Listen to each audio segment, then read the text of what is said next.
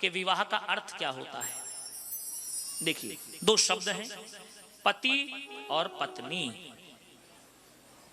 पति शब्द का अर्थ भर्ता, भरण पोषण करने वाला, और पत्नी शब्द का अर्थ सेविका, सेवा करने वाली।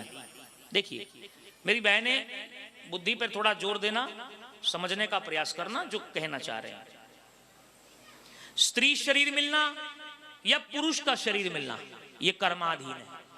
किस जन्म में स्त्री बने, किस में पुरुष बने, ये हमारे कर्मों के ऊपर निर्भर करता है। समझे?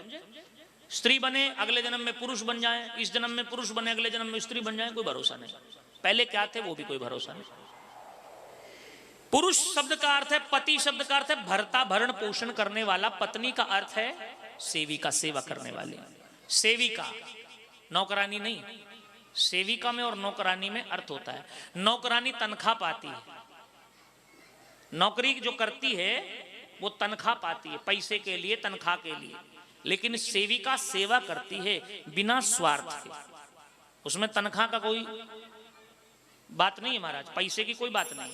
पत्नी अपने पति की सेवा करती है केवल प्रेम के लिए, पैसे के लिए नहीं। इसलिए सेवा और नौकरानी दोनों में अर्थ है, सेविका और नौकरानी में। नौकरी में और सेवा में अंतर है। देखिए, हम भगवान की सेवा कर रहे हैं, नौकरी नहीं कर रहे किसी की। दक्षिणा मिले ना मिले जजमान के भरोसे नहीं है, राम जी के भरोसे है।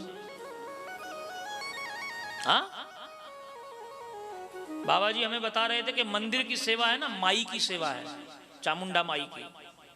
नौकरी नहीं है कि पैसे के लिए सेवा कर रहे हैं, माई की सेवा है, भगवती की सेवा। सेवा और नौकरी में अंतर है प्यारे। नौकरी पैसे के लिए, संसार के धन के लिए होती है, और सेवा प्रेम के लिए होती है, कृपा के लिए होती है। पत्नी का धर्म है पति की सेवा करना, पति का धर्म है पत्नी का भरण पोषण करना। कैसे भी करे, पत्नी को श्रृंगार चाहिए, वस्त्र चाहिए, आभूषण चाहिए, जो चाहिए कौन लाके देगा?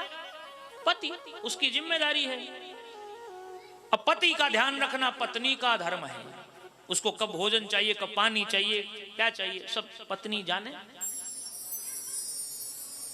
दोनों हैं, पति और पत्नी, एक सेविका है, एक भर्ता है। पत्नी पति के अधीन होती है, परतंत्र होती है। परतंत्र का अर्थ पति के संरक्षण में।